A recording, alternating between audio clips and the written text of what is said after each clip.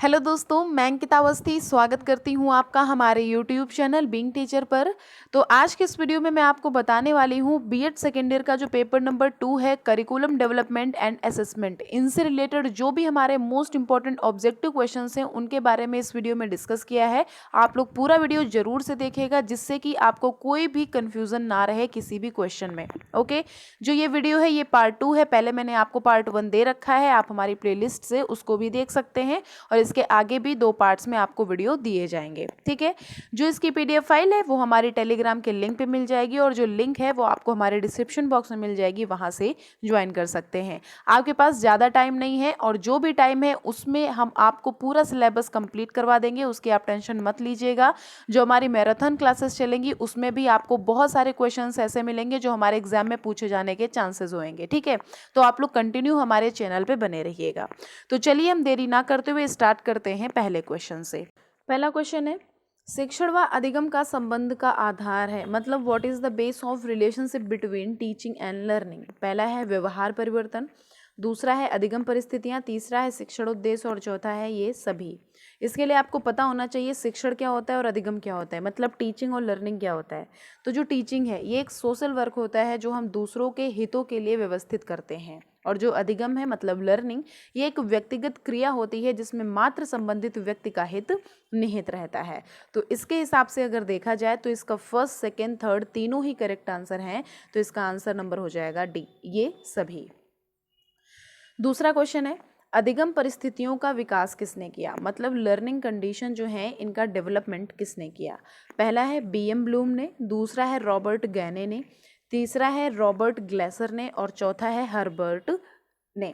तो इसका correct answer हो जाएगा रॉबर्ट गैने ने। रॉबर्ट गैने ने लर्निंग कंडीशन का डेवलपमेंट किया। नेक्स्ट क्वेश्चन है, अधिगम परिस्थितियों का शिक्षण में उपयोग किसने किया। तो अधिगम परिस्थितियों का मतलब जो लर्निंग कंडीशन है इनका शिक्षण में उपयोग किसने किया, रॉबर्ट ग्लेसर ने या फिर आई.के. डेविस ने या फिर हर्बर्ट ने या फिर मॉरिसन ने। तो इसका करेक्ट आंसर है आई.के. डेविस ने। आई.के. डेविस ने अधिगम परिस्थितियों का शिक्षण में उपयोग किया। नेक्स्ट क्वेश्चन है, यहाँ पे आप नंबर वाइज मत देखिएगा, यहाँ पे सिर्फ आप क्वेश्चन देखिएगा। आपके लिए क्वेश्चन ज़्यादा इंपॉर्टेंट है, बस फटाफट से मटेरियल बनाया गया है और आप तक पहुँचाया गया है। ठीक है। नेक्स्ट क्वेश्चन बोला गया है, निदात्मक परीक्षा की विशेषता होती है। जो निदात्मक परीक्षा होती है इसकी विशेषता होती है, निदात्मक परीक्षा मतलब होता है डायग्नोस्टिक टेस्ट, इसकी परीक्षा होती है। इसका पहला ऑप्शन है मानकीकृत और अमानकीकृत, दूसरा है समय सीमा का निर्धारण नहीं, तीसरा है बालकों की योग्यता की जगह है उनकी कमजोरियों का ज्ञान और चौथा है ये सभी। तो इसके हिसाब से आपको पहले पता होना चाहिए कि डायग्नोस्टिक टेस्ट होता क्या है। तो जो ये परीक्षण है ये व्यक्ति की जांच करने के पश्चात किसी एक या अधिक क्षेत्रों में उनकी विशेषताओं और कमियों को बताता है। कौन? डायग्नोस्टिक परीक्षण। तो इसके बारे में अगर देखेंगे तो पहला ऑप्शन है मानकीकृत और अमानकीकृत, ये सही है। दूसरा है समय सीमा का निर्धारण नहीं, ये भी सही है। तीसरा है बालकों की योग्यता की जगह उनकी कमजोरियों का ज्ञान, जैसा अभी मैंने बताया कि व्यक्ति जो होता है परीक्षण व्यक्ति की जांच करने के पश्चात एक या अधिक क्षेत्रों में उनकी विशेषता को भी बताता है और उनकी कमियों को भी बताता है। ठीक, तो इसके हिसाब से अगर देखा जाए तो 116 का करेक्ट आंसर हो जाएगा डी। ओके, इसका डी नंबर करेक्ट आंसर है। नेक्स्ट क्वेश्चन है, निदात्मक परीक्षण का उद्देश्य क्या होता है। जो डायग्नोस्टिक परीक्षण है, डायग्नोस्टिक टेस्ट है, इसका उद्देश्य क्या है। तो इसके लिए पढ़िएगा, सीखने में आने वाली कठिनाइयों और बाधाओं का पता लगाना, फिर है विषयगत विशिष्टताओं और कमियों का पता लगाना, फिर तीसरा है कठिनाइयों और बाधाओं के आधार पर शैक्षिक एवं व्यवसायिक निर्देशन देना और चौथा है डी नंबर उपयुक्त सभी। तो इसके हिसाब से अगर आप देखेंगे, मैंने अभी आपको बताया था कि निदात्मक परीक्षण मतलब डायग्नोस्टिक टेस्ट होता क्या है, इसके हिसाब से आपके तीनों ही करेक्ट आंसर हैं, तो इसका आंसर नंबर हो जाएगा डी। नेक्स्ट क्वेश्चन हमारा बोला गया है, नेक्स्ट क्वेश्चन पूछा गया है, निदात्मक परीक्षण मतलब डायग्नोस्टिक टेस्ट के द्वारा इंगित छात्रों की त्रुटियों को दूर करने के लिए जो परीक्षण प्रयोग में लाया जाता है उसे हम क्या कहते हैं? निदात्मक परीक्षण, या फिर साधारण उपलब्धि परीक्षण, या फिर उपचारात्मक परीक्षण, या फिर इनमें से कोई नहीं। तो निदात्मक परीक्षण द्वारा इंगित छात्रों की त्रुटियों को दूर करने के लिए जो हमारा परीक्षण उपयोग में लाया जाता है उसको हम बोलते हैं उपचारात्मक परीक्षण। ऑप्शन नंबर सी सही है।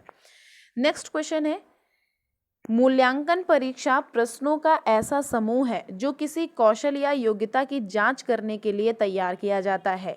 ये जो स्टेटमेंट है ये किसके द्वारा दिया गया है? ये स्टेटमेंट इनमें से किसका है? पहला है क्रो एंड क्रो, दूसरा है गैरेट, तीसरा है रेमर्श और चौथा है E.B. वेस्ले। तो 119 का करेक्ट आंसर हो जाएगा गैरेट। जो ये स्टेटमेंट दिया गया है ये गैरेट के द्वारा दिया गया है। अच्छा, जो गैरेट है इन्होंने जो बुद्धि है उसकी भी डेफिनेशंस दी हैं, ये भी याद रखिएगा। नेक्स्ट क्वेश्चन है, निम्नलिखित में से मूल्यांकन का उद्देश्य है। मूल्यांकन मतलब इवोल्यूशन, इसका उद्देश्य पूछा गया है, इनमें से क्या है? पहला है विश्वसनीय जानकारी, दूसरा है अधिगम प्रक्रिया में सुधार, तीसरा है पाठ्य वस्तु की उपयुक्तता, या फिर ये सभी। तो अगर मूल्यांकन का उद्देश्य अगर समझेंगे, इवोल्यूशन का उद्देश्य समझेंगे, उसके हिसाब से ये तीनों ही करेक्ट आंसर है। तो इसका करेक्ट आंसर हो जाएगा option number D. Next question है, वस्तुनिष्ठ परीक्षा का प्रकार। वस्तुनिष्ठ परीक्षा का प्रकार, पहला है अभिज्ञान पद रूप, दूसरा है प्रत्यास्मरण रूप, या फिर ए और बी दोनों, या फिर इनमें से कोई नहीं। वस्तुनिष्ठ परीक्षा का प्रकार अभिज्ञान पद रूप का मतलब होता है आइडेंटिटी डेजिग्नेशन, और दूसरे ये प्रत्यास्मरण रूप का मतलब होता है रिकॉल फॉर्म। तो ये दोनों ही इसके प्रकार हैं, ए और बी दोनों ही इसका करेक्ट आंसर है, मतलब सी नंबर करेक्ट आंसर है। नेक्स्ट क्वेश्चन है, निबंधात्मक परीक्षण की विशेषताएं हैं। पहला है विस्तृत पाठ्यक्रम पर आधारित, दूसरा है निर्माण की दृष्टि से सुगम, तीसरा है भावों का संगठन, या फिर ये सभी। इसके हिसाब से ये सभी करेक्ट आंसर हो जाएगा। नेक्स्ट क्वेश्चन है, निम्नलिखित में से कौन सा अच्छे परीक्षण का गुण है? वस्तुनिष्ठता, या फिर वैधता, या फिर सहजता, या फिर ये सभी। तो वस्तुनिष्ठता भी सही है, वैधता भी सही है, सहजता भी सही है। तो इसके हिसाब से ऑप्शन नंबर आपका डी करेक्ट आंसर है।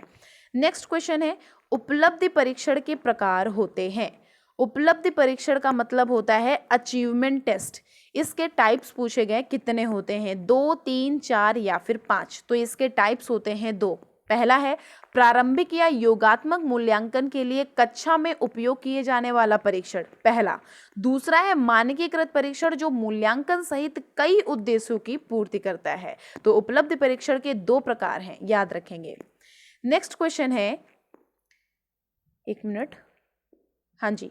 नेक्स्ट क्वेश्चन है कि एक मानकीकृत परीक्षण वह है जिसमें विषय वस्तु अनुभव से चुनी या जांची गई हो, जिसमें मानक स्थापित किए गए हों, जिसमें प्रशासन और अंकन की एक समान रीतियों का विकास किया गया हो, और जिसका अंकन सापेक्षता या वस्तुनिष्ठ विधि से हो सके। ये डेफिनेशन किसके द्वारा दी गई है? इसके लिए आप पढ़िए गैरेट के द्वारा, या फिर थॉर्नडाइक के द्वारा, या फिर थॉमस के द्वारा, या फिर CV गुड के द्वारा। तो ये डेफिनेशन दी गई है CV गुड के द्वारा। नेक्स्ट क्वेश्चन है, परीक्षण के मानकीकरण के लिए जानना आवश्यक है विश्वसनीय और वैधता, वस्तुनिष्ठता, या फिर विभेदकारिता एवं मानक, और या फिर ये सभी। तीनों ही इसके करेक्ट आंसर होंगे। तो इसके लिए आप चारों अच्छे से पढ़ेंगे और आप टिक करके आएंगे ये सभी पे। इसका करेक्ट आंसर है डी नंबर। नेक्स्ट क्वेश्चन है, एक मिनट थोड़ा सा जूम कर लेती हूँ। नेक्स्ट क्वेश्चन है, परीक्षण के मानकीकरण में कितने पदों का प्रयोग किया जाता है? परीक्षण के मानकीकरण में 6 पदों का प्रयोग किया जाता है। कितने पदों का प्रयोग किया जाता है? 6 पदों का, याद रखेंगे। नेक्स्ट क्वेश्चन है हमारा, परीक्षण के मानकीकरण का पहला पद क्या है? परीक्षण के प्रारंभिक रूप की रचना, या फिर परीक्षण योजना बनाना, या फिर परीक्षण का पुनर्निर्माण, या फिर परीक्षण का टंकण। तो इसका करेक्ट आंसर है परीक्षण योजना बनाना। कौन सा करेक्ट आंसर है? परीक्षण योजना बनाना। अगर आप मानकीकरण का पहला पद पढ़ेंगे, इसमें आपके कितने पद बताए गए? 6 पद बताए गए। और 6 पद का आप अगर पहला पद पढ़ेंगे तो पहला पद क्या है इसका? परीक्षण योजना बनाना। नेक्स्ट क्वेश्चन हमारा पूछा गया है कि शिक्षण लक्ष्यों एवं प्रश्नों के आधार पर परीक्षण का अंक विभाजन कहा जाता है। परीक्षण की रूपरेखा, ब्लूप्रिंट या फिर विशिष्टीकरण तालिका, या फिर ए और बी दोनों, या फिर उपरोक्त में से कोई नहीं। तो इसका करेक्ट आंसर है ए और बी दोनों। ब्लूप्रिंट और विशिष्टीकरण तालिका, जो ये शिक्षण लक्ष्य और प्रश्न है, इनके आधार पर परीक्षण अंक का विभाजन बोला गया है, ब्लूप्रिंट और विशिष्टीकरण तालिका कहा जाता है। नेक्स्ट क्वेश्चन है जिस प्रक्रिया द्वारा किसी परीक्षण के लिए कुछ पदों का चयन किया जाता है, कुछ पदों को निरस्त किया जाता है और कुछ पदों में सुधार किया जाता है, उसे हम क्या कहते हैं? ब्लूप्रिंट कहते हैं, या फिर पद विश्लेषण कहते हैं, या फिर ए और बी दोनों कहते हैं, या फिर इनमें से कोई नहीं। तो पद विश्लेषण बोला जाता है। नेक्स्ट क्वेश्चन है, पद विश्लेषण के अंतर्गत क्या आता है? पदों का कठिनाई स्तर, या फिर पदों की विभेदन क्षमता, या फिर ये दोनों, या फिर इनमें से कोई नहीं। तो अगर पद विश्लेषण आप पढ़ेंगे तो उसमें पदों का कठिनाई स्तर भी आता है और इसकी विभेदन क्षमता भी आती है। तो इसका करेक्ट आंसर है ए और बी दोनों। नेक्स्ट क्वेश्चन पूछा गया है कि जो कठिनाई स्तर है, इसको अगर हम ज्ञात करेंगे तो इसके लिए कौन सा फॉर्मूला का यूज करेंगे? RH + RL/2n × 100, या फिर RH - RL/2n × 100, या फिर RH + RL/n × 100, या फिर इनमें से कोई नहीं। अगर आप DL इसका निकालेंगे तो इसके लिए आप पहला वाला जो फॉर्मूला है उसको यूज करेंगे। नेक्स्ट क्वेश्चन है, विभेदन क्षमता DP जो है, ये ज्ञात अगर करने के लिए अगर आप फॉर्मूला लगाएंगे तो कौन सा लगाएंगे, ये आपको कमेंट बॉक्स में बताना है। HW होमवर्क है आपका, इसको आपको कमेंट बॉक्स में बताना है कि अगर आप विभेदन क्षमता निकालने के लिए फॉर्मूला लगाएंगे तो इसमें कौन सा फॉर्मूला लगाएंगे। मतलब अगर आप विभेदन क्षमता किसी की निकालेंगे तो इसका कौन सा फॉर्मूले का यूज़ करेंगे। आप आंसर कमेंट बॉक्स में बताइएगा। नेक्स्ट क्वेश्चन है, किसी भी परीक्षण के मानकीकरण करने में सबसे महत्वपूर्ण पद होता है? पद विश्लेषण, या फिर वैधता, या फिर विश्वसनीयता, या फिर मानक। तो इसका करेक्ट आंसर है पद विश्लेषण। नेक्स्ट क्वेश्चन है, BS ब्लूम ने व्यवहार परिवर्तन के वर्ग बताए। पहला है ज्ञानात्मक और भावात्मक, दूसरा है ज्ञानात्मक और क्रियात्मक, तीसरा है ज्ञानात्मक, भावात्मक और क्रियात्मक, या फिर इनमें से कोई नहीं। इसमें थोड़ा जो क्वेश्चन नंबरिंग है वो अलग अलग है, आप क्वेश्चन पढ़िएगा, नंबरिंग पे ध्यान मत दीजिएगा, ठीक है। तो ज्ञानात्मक, भावनात्मक, या फिर क्रियात्मक, या फिर ये तीनों, या फिर इनमें से कोई नहीं। तो ये तीनों, मतलब ज्ञानात्मक, भावात्मक और क्रियात्मक, ये तीनों ही व्यवहार परिवर्तन के वर्ग में बताए गए हैं। फिर जो BS ब्लूम है, इनके बारे में आप देखिए पॉइंट्स पढ़ रहे हैं तो इनसे रिलेटेड सारे पॉइंट याद रखिएगा, पूछा जा सकता है। BS ब्लूम ने ज्ञानात्मक पक्ष को विभाजित किया कितने वर्गों में? BS ब्लूम ने ज्ञानात्मक पक्षों को विभाजित किया 3 में, 5 में, 6 में, या फिर 4 में। तो इसका करेक्ट आंसर है 4 में। नेक्स्ट क्वेश्चन है, एक मिनट। नेक्स्ट क्वेश्चन है कि रॉबर्ट मेगर ने शिक्षण लक्ष्यों को व्यवहारिक रूप में लिखने के लिए किसके टैक्सोनॉमी का आधार बनाया? क्राउडर के, या फिर BS ब्लूम के, या फिर मिलर के, या फिर इनमें से कोई नहीं। तो काफ़ी देर से बात हो रही है ब्लूम के बारे में, तो ब्लूम जो है इन्होंने टैक्सोनॉमी का आधार बनाया। नेक्स्ट क्वेश्चन है, शिक्षण लक्ष्यों को व्यवहार परिवर्तन के रूप में लिखने का श्रेय दिया जाता है। पहला है BS ब्लूम, दूसरा है मिलर, या फिर रॉबर्ट मेगर, या फिर क्राउडर। तो इसका करेक्ट आंसर है रॉबर्ट मेगर को इसका श्रेय दिया जाता है। नेक्स्ट क्वेश्चन है, RCEM सिस्टम का तात्पर्य क्या है? इसका फुल फॉर्म पूछा गया है। पहला लिखा हुआ है regional college of education Mysore, दूसरा लिखा हुआ है regional council of education Mysore, तीसरा लिखा हुआ है regional college of education Maharashtra, या फिर उपरोक्त में से कोई भी नहीं। तो इसका करेक्ट आंसर है regional college of education Mysore. First number, A number इसका सही ऑप्शन है। नेक्स्ट है, RCEM सिस्टम जो है इसमें ज्ञानात्मक उद्देश्य को विभाजित किया जाता है कितने में? 3 में, 4 में, 5 में, या फिर 6 में। तो इसको विभाजित किया जाता है 3 में। नेक्स्ट है, RCEM सिस्टम जो है इसका अंतिम पद क्या है? प्रयोग, या फिर मूल्यांकन, या फिर संश्लेषण, या फिर सृजनात्मक। तो इसका अंतिम मूल्य है, अंतिम पद है सृजनात्मक। किसका? RCEM का। नेक्स्ट क्वेश्चन है क्रियात्मक या मनोशारीरिक लक्ष्यों को 6 पदों में विभाजित किया। सिम्पसन ने, ब्लूम ने, या फिर करथवॉल एवं मसीहा ने, या फिर मेंगर ने। तो इसको 6 पदों में विभाजित किया था करथवॉल और मसीहा ने। नेक्स्ट क्वेश्चन है, क्रियात्मक और मनोशारीरिक लक्ष्यों को 6 पदों में विभाजित किया। सिम्पसन ने, ब्लूम ने, या फिर मेगर ने, या फिर करतवॉल एवं मसीहा ने। तो इसका करेक्ट आंसर है सिम्पसन ने। याद रखेंगे, इंपॉर्टेंट है, ये क्वेश्चन हमारे पूछे जा सकते हैं एग्जाम में। नेक्स्ट हमारा क्वेश्चन है, रॉबर्ट मेगर ने किस वर्ग के लक्ष्यों को लिखने के लिए कार्य सूचक क्रियाओं का विकास किया है? ज्ञानात्मक और भावात्मक, या फिर ज्ञानात्मक, या फिर ज्ञानात्मक भावात्मक और क्रियात्मक, या फिर ज्ञानात्मक और क्रियात्मक। तो इसका करेक्ट आंसर है ज्ञानात्मक और भावात्मक। नेक्स्ट है, उपलब्धि परीक्षण को कुछ विद्वान कहते हैं। उपलब्धि परीक्षण को कुछ विद्वान और भी क्या कह सकते हैं, ये बोला गया है, क्या कहा गया है? तो निष्पत्ति परीक्षण, या फिर संप्राप्ति परीक्षण, या फिर ए और बी दोनों, या फिर इनमें से कोई नहीं। तो संप्राप्ति परीक्षण और निष्पत्ति परीक्षण इसके करेक्ट आंसर है, तो सी नंबर इसका करेक्ट आंसर हो गया। नेक्स्ट है, उपलब्धि परीक्षण वह है जो किसी छात्र के द्वारा अर्जित ज्ञान या कौशलों में निपुणता का माप करने के लिए बनाया जाता है। ये जो डेफिनेशन दी गई है, ये किसके द्वारा दी गई है? इबेल के द्वारा, फ्रीमैन के द्वारा, गैरेट के द्वारा, या इनमें से कोई नहीं। तो इबेल ने यह डेफिनेशन को दिया है। नेक्स्ट क्वेश्चन है, उपलब्धि परीक्षा बालक की वर्तमान योग्यता या किसी विशिष्ट विषय के क्षेत्र में उसके ज्ञान की सीमा का मापन करती है। ये डेफिनेशन किसके द्वारा दी गई है? गॉरिसन या फिर और थॉर्नडाइक ने, या फिर इबेल ने, या फिर गैरेट ने। तो ये डेफिनेशन दी है गॉरिसन ने। ए नंबर इसका करेक्ट आंसर है।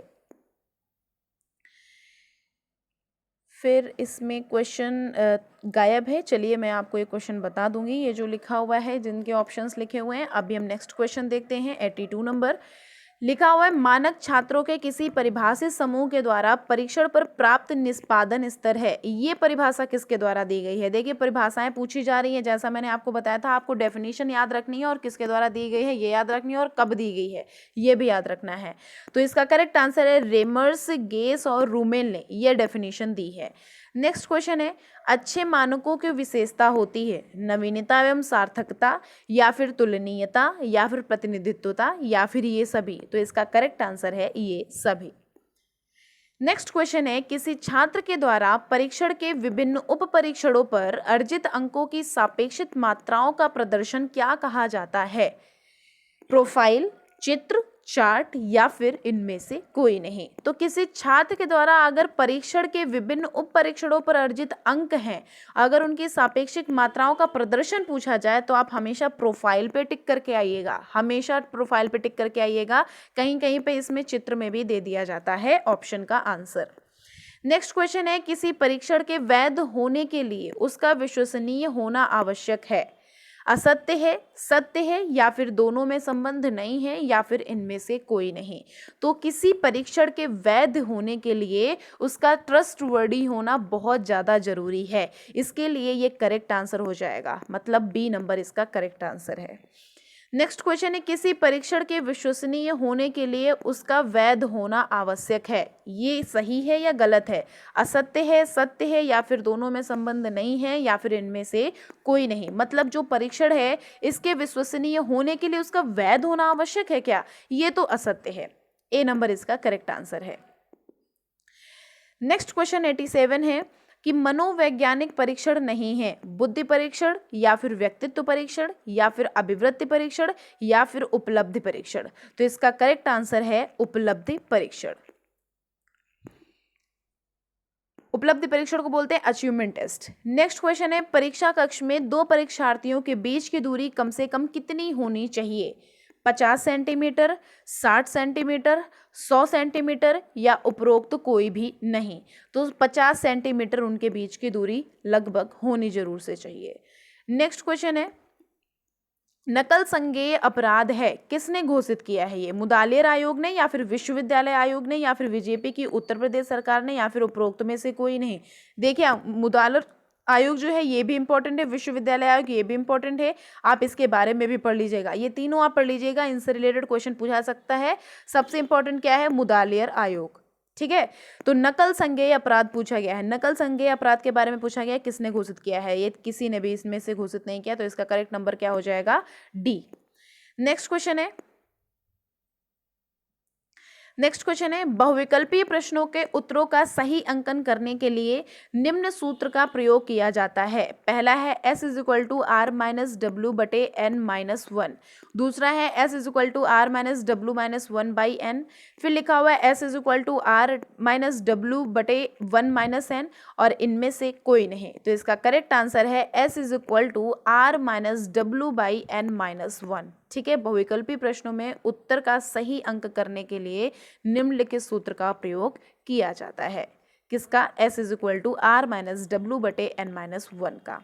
नेक्स्ट क्वेश्चन है, अनुमान से उत्तर देने की गुंजाइश सबसे अधिक पाई जाती है किसमें? निबंधात्मक प्रश्नों में, या फिर लघु उत्तरीय प्रश्नों में, या फिर वस्तुनिष्ठ प्रश्नों में, या फिर इनमें से कोई भी नहीं। तो इसका करेक्ट आंसर है वस्तुनिष्ठ प्रश्नों में। नेक्स्ट क्वेश्चन है, इनमें से कौन सा वस्तुनिष्ठ परीक्षण का गुण नहीं है? इनमें से कौन सा वस्तुनिष्ठ परीक्षण का गुण नहीं है? वस्तुनिष्ठता, या फिर विश्वसनीयता, या फिर वैधता, या फिर आत्मनिष्ठता। तो इसका करेक्ट आंसर है आत्मनिष्ठता। नेक्स्ट क्वेश्चन है, वैधता ज्ञात करने की विधि है सरल सहसंबंध विधि, या फिर द्विपातिक सहसंबंध विधि, या फिर चतुकोष्ठिक सहसंबंध विधि, या फिर ये सभी। तो इसका करेक्ट आंसर है ये सभी। नेक्स्ट क्वेश्चन है, परीक्षण की वैधता को प्रभावित करने वाले कारक कौन कौन से हैं? मापन के उद्देश्य, प्रश्नों के प्रकार, परीक्षण की लंबाई और प्रश्नों की भाषा, या फिर उपरोक्त सभी। अब अगर परीक्षण की वैधता को प्रभावित करने वाले कारक पूछा जाए तो आप तीनों पे टिक करके आएंगे ना। तो इसका करेक्ट आंसर क्या है? D number. नेक्स्ट क्वेश्चन पूछा गया है कि जब नवीन परिस्थिति या उद्देश्यों के संदर्भ में परीक्षण की वैधता या पुनर्निर्धारण किया जाता है तो उसे कौन सी वैधता कहकर हम संबोधित करते हैं? क्रॉस वैधता, या फिर समवर्ती वैधता, या फिर विषय वस्तु वैधता, या फिर अनुभाविक वैधता।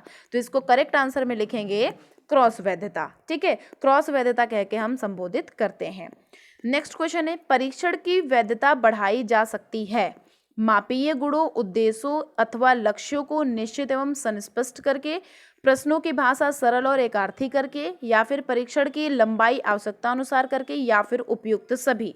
तो इसका करेक्ट आंसर है उपयुक्त सभी। अब इसमें वैधता की बात आई है, उसमें कारक, उसके वैधता को प्रभावित करने वाले कारक की बात आई थी। ठीक है, तो इसका करेक्ट आंसर हो गया डी नंबर। नेक्स्ट क्वेश्चन है, परीक्षण की विश्वसनीयता भिन्न अवसरों पर अथवा समतुल्य पदों के विभिन्न विन्यासों पर किसी व्यक्ति के द्वारा प्राप्त अंकों की संगति बताती है।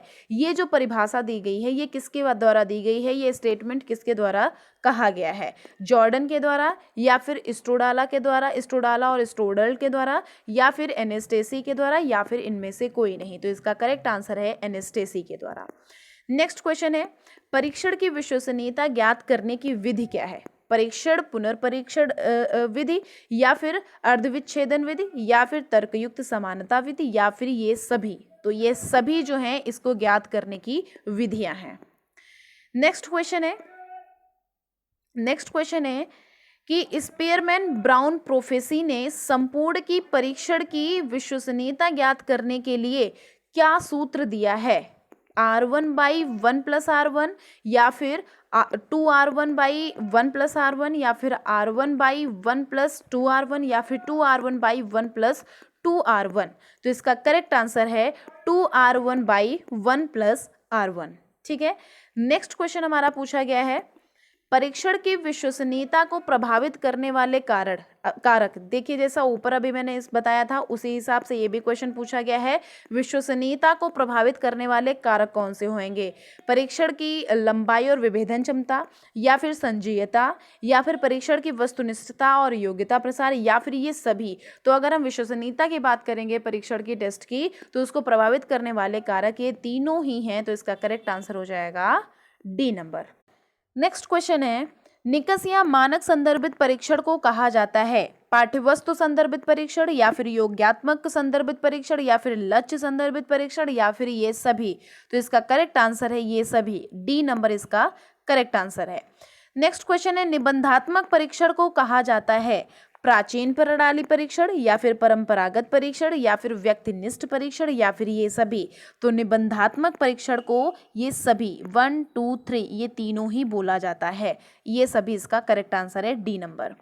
नेक्स्ट क्वेश्चन है, निबंधात्मक परीक्षण के गुण कौन से हैं? ज्ञान, रुचि एवं अभिवृत्ति का मापन करना, या फिर अंतर्दृष्टि और दूरदृष्टि का मापन करना, या फिर विस्तृत अध्ययन और चिंतन को प्रोत्साहन देना, या फिर उपरोक्त सभी। तो इसका करेक्ट आंसर है डी नंबर। नेक्स्ट क्वेश्चन है, निबंधात्मक परीक्षणों के दोष कौन कौन से हैं? पहला है, ये परीक्षण कम वैध और विश्वसनीय होते हैं। दूसरा है, ये परीक्षण छात्रों को रटने के लिए बाध्य करते हैं। बहुत सही बोल रहा है। ये परीक्षण चांस फैक्टर पर निर्भर करते हैं। ये भी सही है। तो इसका आप करेक्ट आंसर देखेंगे तो डी नंबर है, क्योंकि ये तीनों ही निबंधात्मक परीक्षण के दोष हैं। नेक्स्ट क्वेश्चन है, निबंधात्मक परीक्षणों में सुधार के लिए सुझाव क्या है? परीक्षणों के समयावधि और निर्देशों में सुधार कर दें, प्रश्नों की रचना में सुधार कर दें, प्रश्नों के हर खंड के लिए अंकों का निर्धारण कर दें, या फिर उपरोक्त में से सभी। तो ये उपरोक्त में से सभी इसका करेक्ट आंसर हो जाएगा डी नंबर। ठीक है। नेक्स्ट क्वेश्चन है, कौन से परीक्षण अधिक विश्वसनीय और वैध होते हैं? लघु उत्तरीय परीक्षण, या फिर निबंधात्मक परीक्षण, या फिर वस्तुनिष्ठ परीक्षण, या फिर ये सभी? ये बहुत ही इजी क्वेश्चन है। सी नंबर इसका करेक्ट आंसर है। ऑप्शनल परीक्षण जो है ये वैध और विश्वसनीय होते हैं। नेक्स्ट क्वेश्चन है, वस्तुनिष्ठ परीक्षण को कितने भागों में विभाजित किया गया है? पहला है 4, दूसरा है 3, फिर है 5, या फिर 2। तो इसका करेक्ट आंसर है 2 में।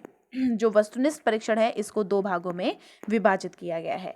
वस्तुनिष्ठ परीक्षण को क्या कहा जाता है? नवीन परीक्षण, या फिर परंपरागत परीक्षण, या फिर व्यक्तिनिष्ठ परीक्षण, या फिर ये सभी? तो इसका करेक्ट आंसर है, अगर वस्तुनिष्ठ परीक्षण को कहीं भी बोला जाए कि इसको क्या बोला जाता है, तो आप टिक करके आएंगे नवीन परीक्षण पे। कौन सा आंसर इसका सही है? ए नंबर इसका करेक्ट आंसर है। ठीक है, ए नंबर इसका करेक्ट आंसर है।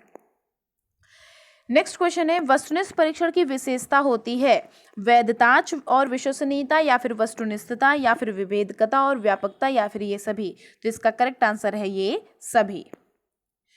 नेक्स्ट क्वेश्चन है, वस्तुनिष्ठ परीक्षण के दोष पूछे गए हैं। वस्तुनिष्ठ परीक्षण के दोष क्या क्या होते हैं? एक मिनट, सॉरी। वस्तुनिष्ठ परीक्षण के दोष, ज्ञान पक्ष का मापन करना, या फिर अंदाज से उत्तर देना, या फिर प्रश्नों का निर्माण कठिन, या फिर ये सभी? तो इसका करेक्ट आंसर है ये सभी। नेक्स्ट क्वेश्चन है, किसी परीक्षण की वैधता उसकी वह सीमा है जिस सीमा तक वह वही मापता है जिसके लिए उसका निर्माण किया जाता है। तो क्रॉनबेन ने ये दिया है डेफिनेशन, या फिर फ्रीमैन ने ये बोला है, या फिर जॉर्डन ने ये स्टेटमेंट दिया है, या फिर इनमें से कोई नहीं। तो किसी परीक्षण की वैधता उसकी वह सीमा है जिस सीमा तक वह वही मापता है जिसके लिए उसका निर्माण किया जाता है। तो ये स्टेटमेंट दिया था क्रॉनबेक ने। किसने दिया था? क्रॉनबेक ने। नेक्स्ट क्वेश्चन 4th नंबर है कि शिक्षण और अधिगम में सम्मिलित घटक कौन कौन से हैं? परिस्थिति है, उद्देश्य या फिर लक्ष्य है, परिमाण मतलब उत्पादन है, या फिर इनमें से सभी? तो इसका करेक्ट आंसर हो जाएगा ये सभी। नेक्स्ट क्वेश्चन है, शिक्षण प्रक्रिया के पक्ष हैं छात्र, शिक्षक, पाठ्यवस्तु, या फिर ये सभी? तो इसका करेक्ट आंसर है ये सभी। नेक्स्ट क्वेश्चन है, शिक्षण व्यवस्था का स्तर क्या है? बोध स्तर है, या फिर स्मृति स्तर है, या फिर चिंतन स्तर है, या फिर ये सभी है? तो इसका भी करेक्ट आंसर है उपरोक्त सभी। नेक्स्ट क्वेश्चन है, मापन एक अंग है मूल्यांकन का, या फिर परीक्षा का, या फिर मूल्यांकन का, या फिर इनमें से कोई नहीं? तो जो मापन है ये एक मूल्यांकन का अंग है, मतलब इवोल्यूशन का अंग है। जो मूल्यांकन है इसका क्षेत्र क्या होता है? संकुचित होता है, विस्तृत होता है, या सीमित होता है, या फिर इनमें से कोई भी नहीं होता है? तो इसके लिए आप पढ़िएगा मूल्यांकन के बारे में। मूल्यांकन के बारे में डेफिनेशन भी कई लोगों ने दी है, ये भी समझ लीजिएगा, क्योंकि डेफिनेशन से रिलेटेड भी क्वेश्चन पूछे जा सकते हैं। तो मूल्यांकन का क्षेत्र जो है वो काफ़ी विस्तृत है।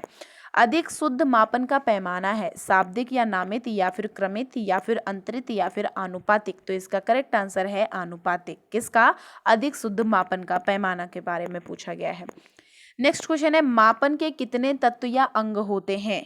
2, 3, 4, या फिर 5? तो मापन के 4 अंग या तत्व होते हैं।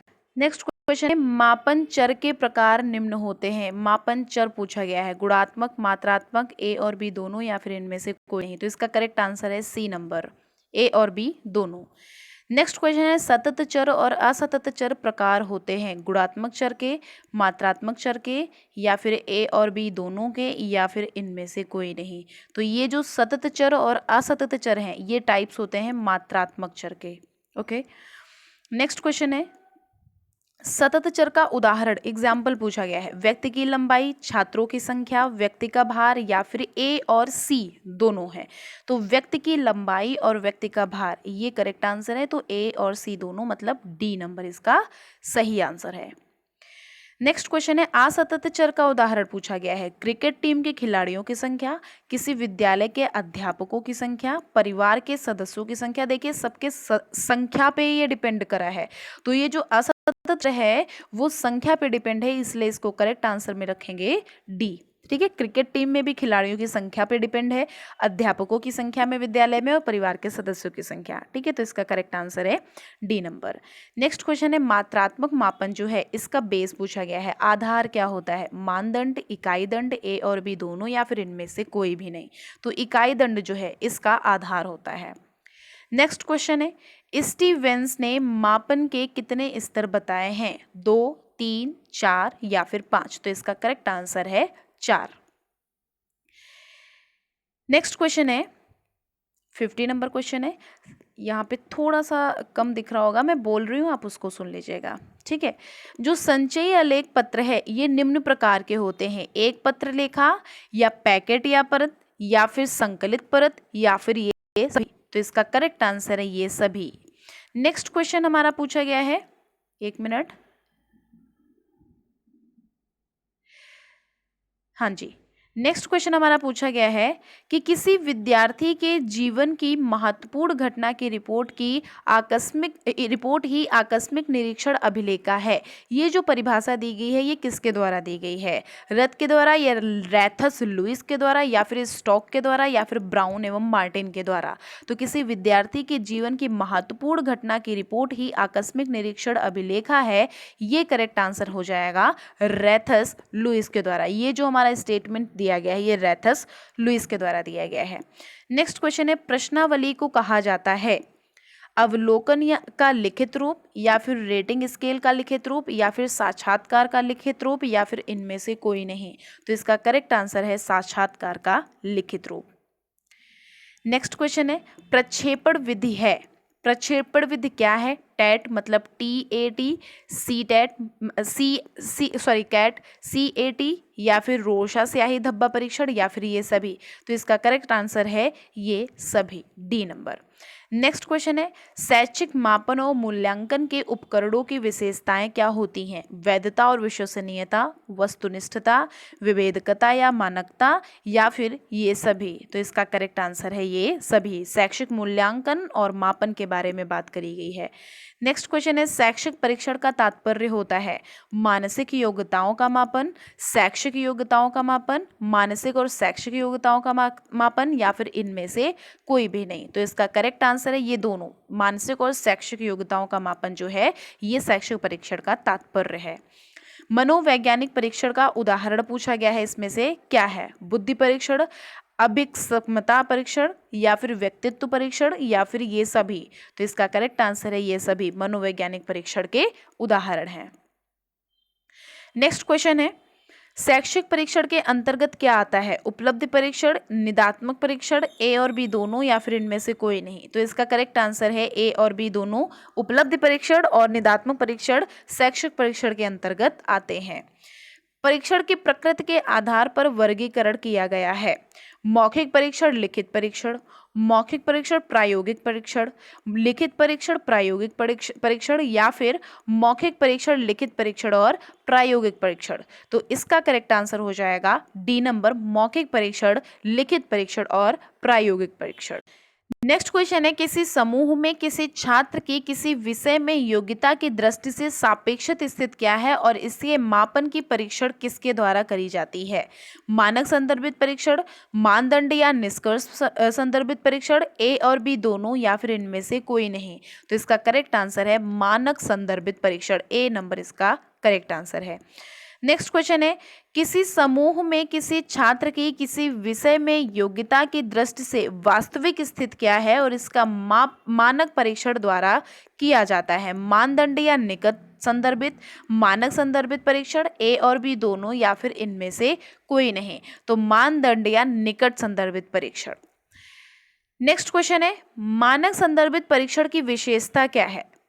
पहला है इससे यह पता चलता है कि छात्र ने कितने प्रश्नों के सही उत्तर दिए हैं। दूसरा है, इससे ये पता चलता है कि छात्रों ने पाठ्यवस्तु कहाँ तक सीख ली है।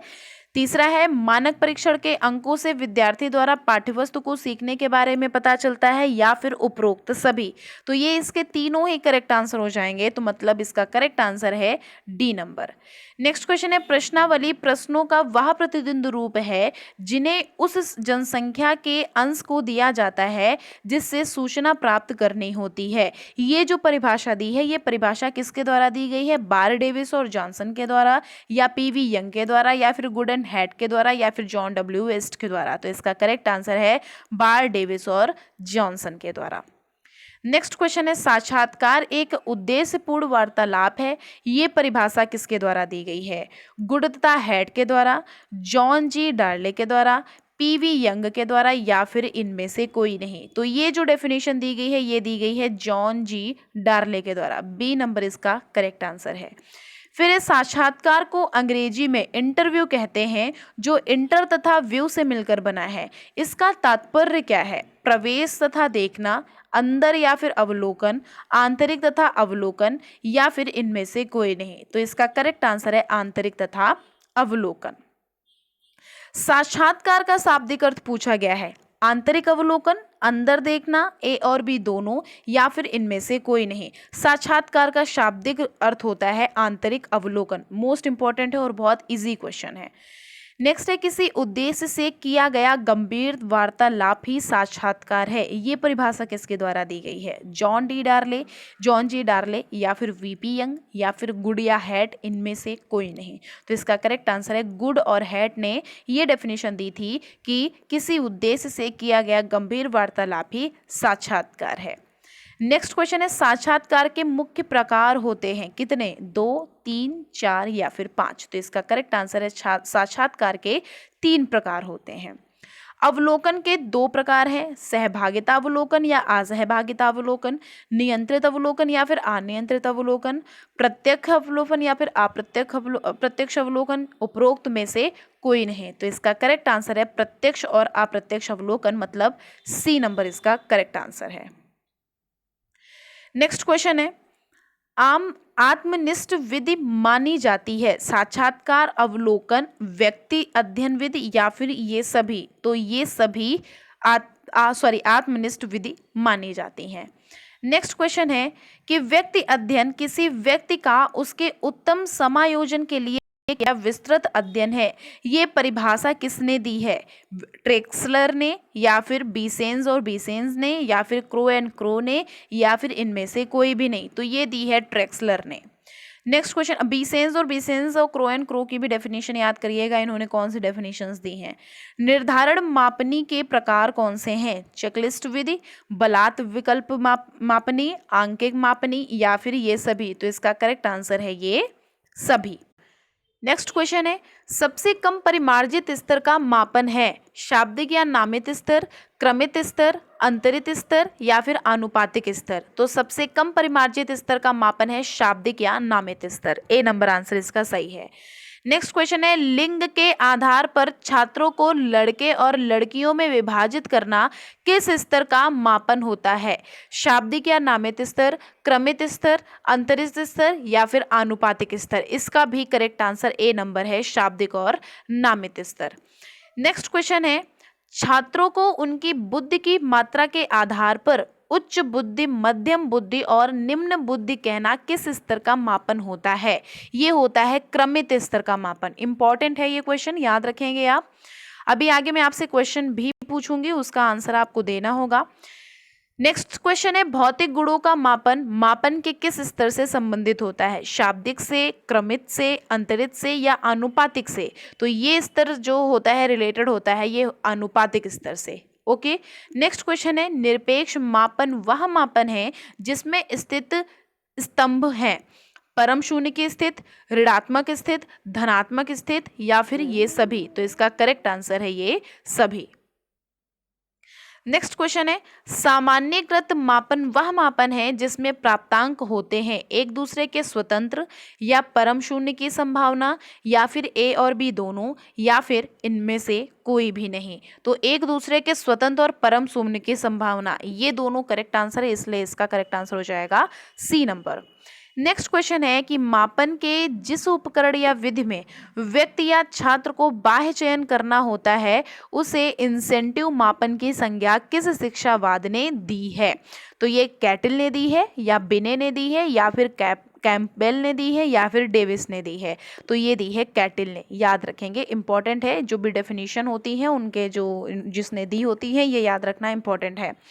नेक्स्ट क्वेश्चन हमारा पूछा गया है कि शिक्षा के क्षेत्र में मापन के पदों की संख्या कितनी होती है। ये आपको बताना है कमेंट बॉक्स में, और इसका मैं कमेंट बॉक्स में आंसर बता दूंगी। और जो ऊपर मैंने पूछा है क्वेश्चन नंबर 114, शायद 114 या फिर 103, तो वो मैंने क्वेश्चन पूछा है, उसका आंसर भी आपको देना है कमेंट बॉक्स में। 2 क्वेश्चन के आंसर आपको देने हैं। शिक्षा के क्षेत्र में मापन के पदों की संख्या पूछा गया है, इसका आपको बताना है। नेक्स्ट क्वेश्चन है, मूल्यांकन का शाब्दिक अर्थ क्या है। मूल्य, या फिर मूल्य का अंकन, या फिर मापन, या फिर इनमें से कोई नहीं। तो इसका करेक्ट आंसर है मूल्य का अंकन। नेक्स्ट क्वेश्चन है, मूल्यांकन किसी वस्तु अथवा क्रिया के महत्व को कुछ सामाजिक, सांस्कृतिक, वैज्ञानिक मानदंडों के आधार पर चिन्ह विशेषों के में प्रकट करने की प्रक्रिया है। ये जो डेफिनेशन है ये किसके द्वारा दी गई है। कैम्पबेल के द्वारा, ब्रैडफील्ड के द्वारा, थॉर्नडाइक के द्वारा, या फिर इनमें से कोई नहीं। तो जो ये डेफिनेशन दी गई है ये दी गई है ब्रैडफील्ड के द्वारा।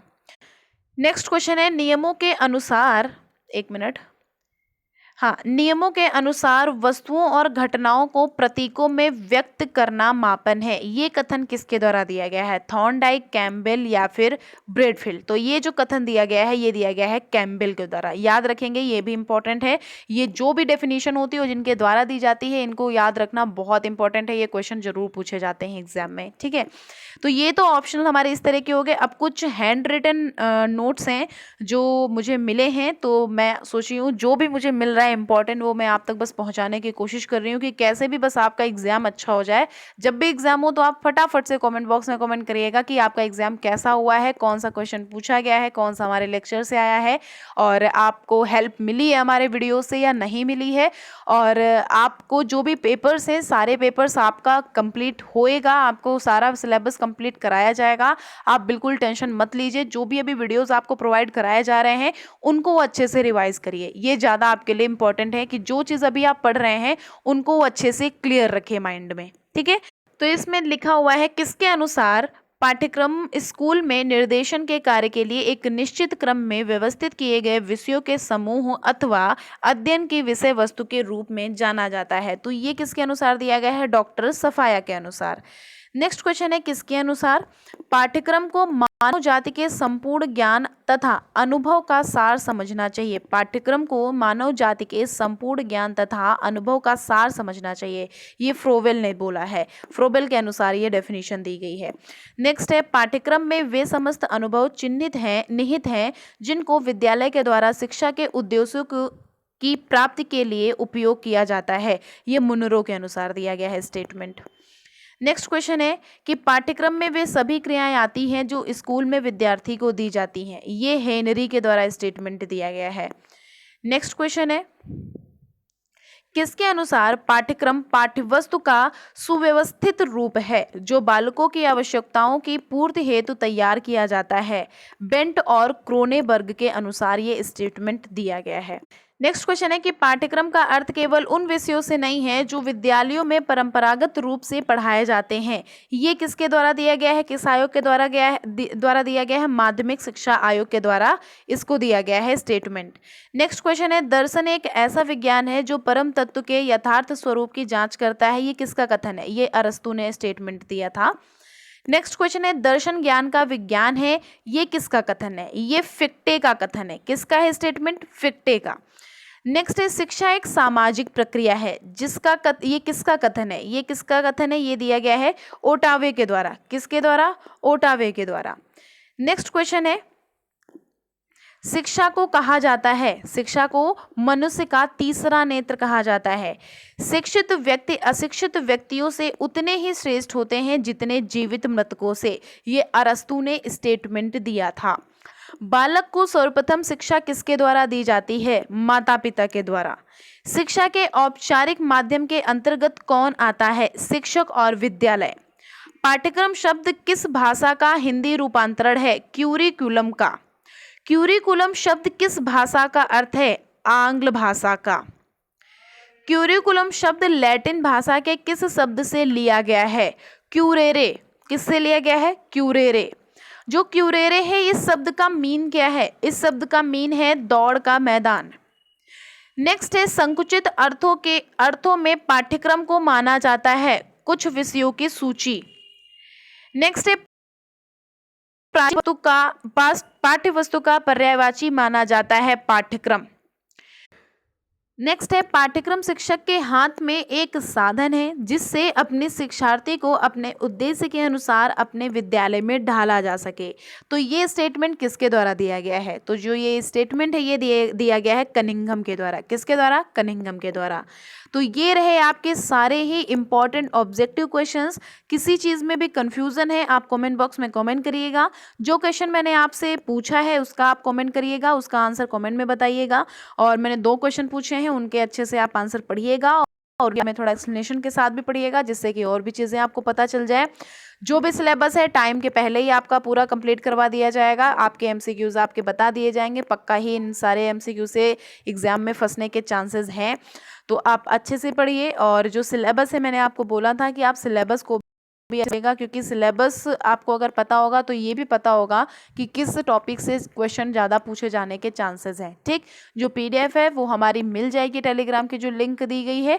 और ये थोड़ा पीडीएफ में एडिटिंग करना आंसर को थोड़ा टफ पड़ जाता है, इस वजह से थोड़ा लेट हो जाता है। आपको कंटेंट देना ये ज़्यादा इंपॉर्टेंट है मेरे लिए कि वीडियो लेक्चर आपको प्रोवाइड करवा दूँ, क्योंकि कंटेंट बनाना फिर उसके बाद उसको रिकॉर्ड करना फिर उसके बाद उसमें आंसर लिख के अपलोड करना, इसमें टाइम लगता है। इसलिए आंसर वाला जो पीडीएफ है वो मैं आपको प्रोवाइड करवा दूंगी। थोड़ा टाइम लगेगा, उसको मैं आपको जल्दी ही प्रोवाइड करवा दूंगी। ठीक है, तो अपना ध्यान रखिए। मैं फिर मिलूंगी नेक्स्ट वीडियो में। Thank you so much.